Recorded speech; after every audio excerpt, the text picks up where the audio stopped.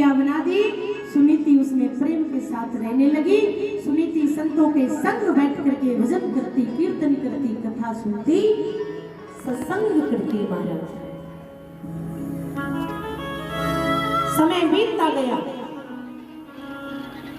सत्संग को सुनते सुनते संत प्रसन्न हो गए। संतों ने कहा, सुनीति तू बेटा कुछ मांग ले, हम संत तुझे कुछ देना चाहते हैं। और आज मांगा, केवल और केवल मुझे एक सहारा दे दो। संतों की कृपा से एक बालक का जन्म हुआ, जिस बालक का नाम पड़ गया ध्रुव जी महाराज। ऐसा कहते हैं समय बीतने पर सुरुचि ने एक बालक को जन्म दिया, जिसका नाम उत्तम रख दिया गया। धीरे धीरे करके बालक बड़े होने लगे। ध्रुव जी महाराज जैसे ही बड़े हुए, आज मन में भाव जागृत हुआ, मुझे अपने पिता की गोद में बैठना है। ध्रुव जी चल करके राजा उत्तानपाद के महल में पहुंच गए। देखा राजा उत्तानपाद सिंहासन पर बैठे हुए हैं। आज वो दौड़ करके ध्रुव बालक गोद में बैठ गया पिता के लिए। और जैसे ही सुरुचि ने देखा, दौड़ करके आई और आज छोटे से बालक ध्रुव को धक्का दे करके निकाल दिया। बोले ये गोद तेरी नहीं है, केवल राजा उत्तानपाद की गोद में तो केवल मेरा पुत्र उत्तम बैठ सकता है। ध्रुव ये तेरे पिता नहीं है, तू इनकी गोद का अधिकारी नहीं है। अगर तू इनकी गोद का अधिकारी बनना चाहता है तो जा जंगल में जाके तपस्या करना और भगवान को प्रकट करना। और भगवान जब प्रकट हो जाए तब मांगना कि मैं सुरुचि की कोख से जन्म लूं, तब जाकर के राजा उत्तानपाद की कोख मिलेगी। सुखदेव जी महाराज कहने लगे, राजा परीक्षित आज सुरुचि ने भगवान से भी बड़ा अपनी कोख को समझ लिया और पुत्र को कह दिया, जा जंगल में जाकर के तपस्या कर भगवान को प्रकट करना और उसमें क्या मांगना, मेरी कोख मांगना। अरे भगवान से लोग भगवान को मांगते हैं, जाने क्या क्या मांगते हैं। और ये वो गर्भ को, जिस गर्भ में बालक को बड़ा कष्ट होता है। आज ध्रुव जी रोते हुए अपनी माँ के पास आए। वो सुनीति सुंदर नीति वाली समझ गई, किसी को कुछ न कहा महाराज। और आज अपने पुत्र को कहने लगी, पुत्र यदि तुम बैठना चाहते हो पिता की गोद में, तो ऐसे पिता की गोद में बैठो जो तुम्हारे पिता का भी पिता है। और वो कौन है? वो स्वयं परम पिता परमात्मा। और आज पुत्र तुम्हारी माँ ने, छोटी माँ ने तुम्हें सत्य कहा है, जाओ और जाकर के भगवान को प्रकट करना। और सुनीति जानती है जब भगवान प्रकट हो जाएंगे तो मेरे पुत्र को दर्शन जरूर देंगे, और दर्शन देंगे तो वो अपनी गोद में जरूर बिठाएंगे। आज सुनीति ने कह दिया, पुत्र तुम जाओ और जाकर के भगवान को प्रकट करो। सुनीति बार बार आशीर्वाद देने लगी पुत्र को। आज ध्रुव जी महाराज चलने लगे और चलते चलते जंगल की ओर बढ़ने लगे। आज रास्ते में श्री नारद जी महाराज का आगमन हो गया। नारद जी ने पूछ लिया, बालक कहाँ जा रहे हो?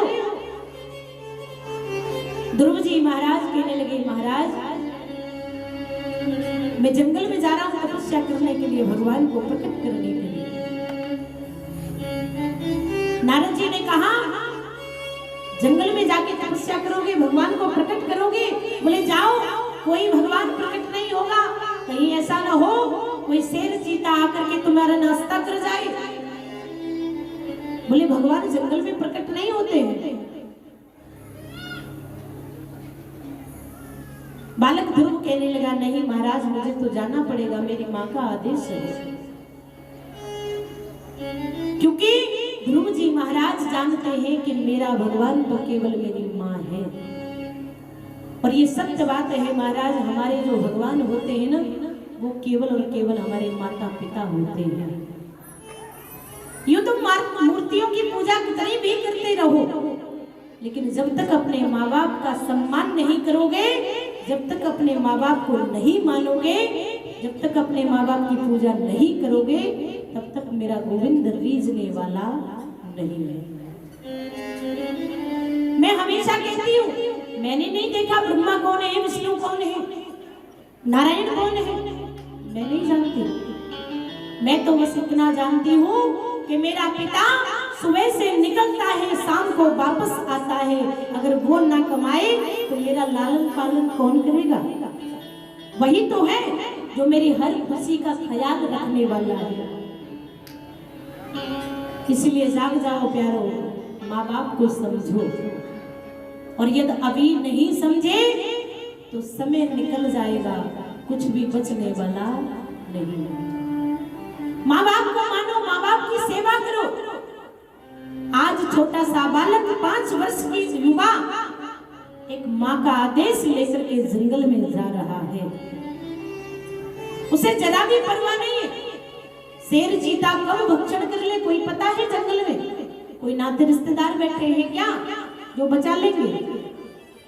नहीं महाराज। एक वो राम महाराज प्रातः काल उठ के रघुनाथा मात पिता गुरु नाम ही माथा, जो स्वयं नारायण है, वो प्रथम क्या करता है? बोले माता पिता को गुरु को प्रणाम करता है। आजकल तो पैर छूने की परंपरा ही समाप्त हो गई, और आपके इस राजस्थान की बात करो तो बिल्कुल ही एकदम खत्म हो गया है। बुरा मत मानना, जो पैर छूने की जो परंपरा थी ना हमारे सनातन में, आपके इस क्षेत्र ने समाप्त कर दिया। अगर कोई आएगा तो ऐसे खड़ा हो जाएगा महाराज जैसे बाबरे गांव में ऊंट आ गया हो।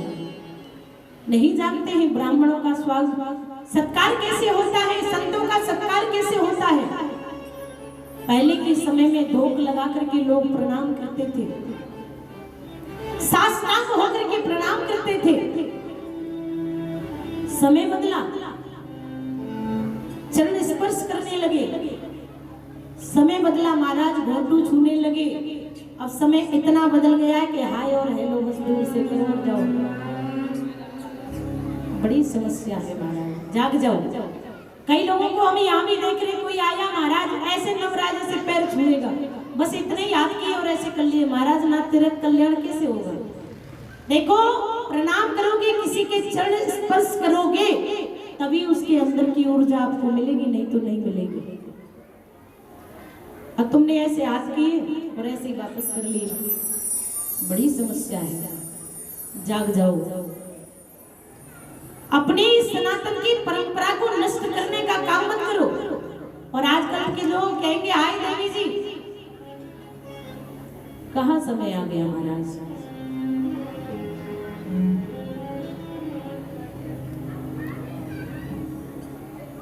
हंसी आती है बातों को सुन करके।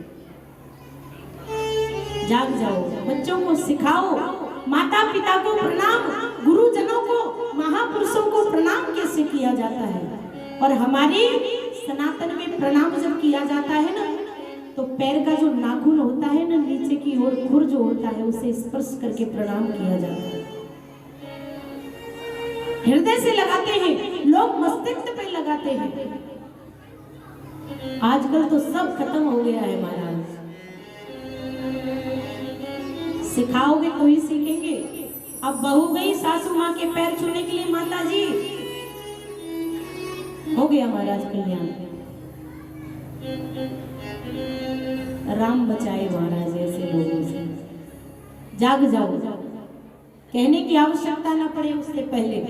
अरे प्रणाम करना ही है तो चरण स्पर्श करो, नाटक क्यों करते हो? और नहीं करना तो खड़े हो जाओ ऐसे जैसे किसी को जानते ही तक नहीं हो।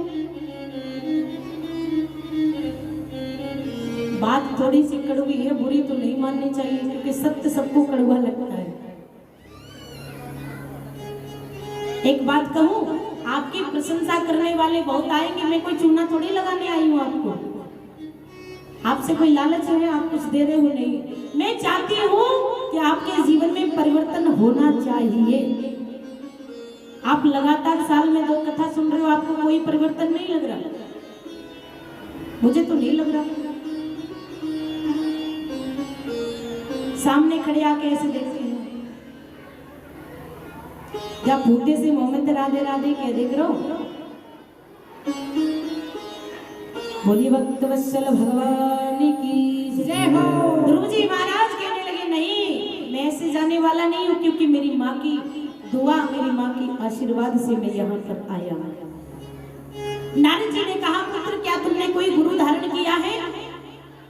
ध्रुव जी महाराज ने कह दिया, बोले आपसे बड़ा गुरु कोई मुझे मिलेगा नहीं और आप ही मेरे गुरु बन जाइए।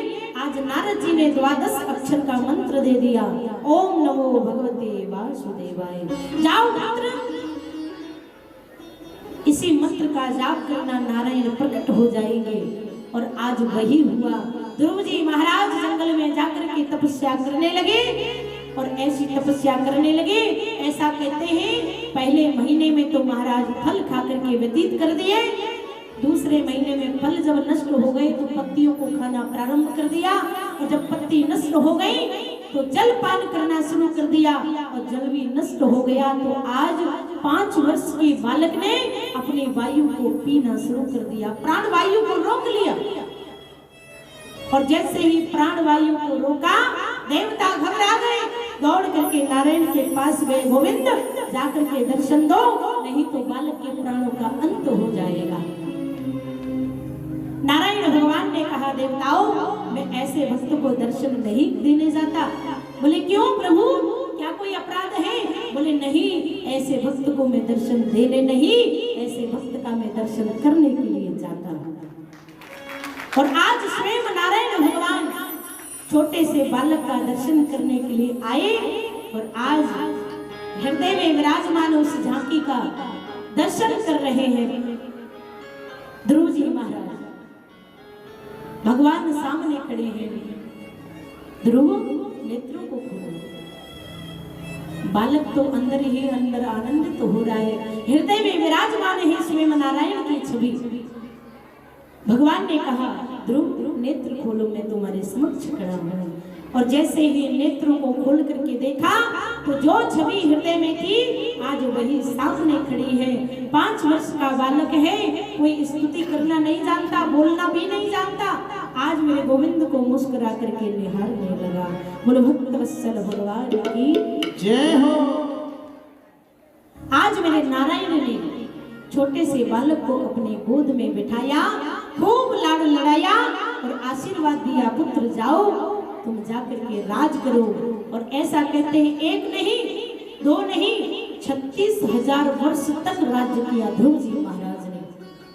और ऐसा राज्य किया, भगवान ने ऐसा आशीर्वाद दिया कि ध्रुव जी महाराज को मृत्यु को नहीं स्पर्श कर सकते। ध्रुव जी महाराज ने मृत्यु को भी जीत लिया, और जीत करके जब तक जीवित रहे, भगवान का अनन्य भक्त बनकर के रहे, राजपाट प्रजा का सबका ख्याल रखा। और जब अपना समय आया, भगवान के विमान में बैठ करके मृत्यु को चरण स्पर्श करा के स्वयं भगवान के गोलोक धाम में चले गए। बोलो भक्तवत्सल भगवान की आज के आनंद की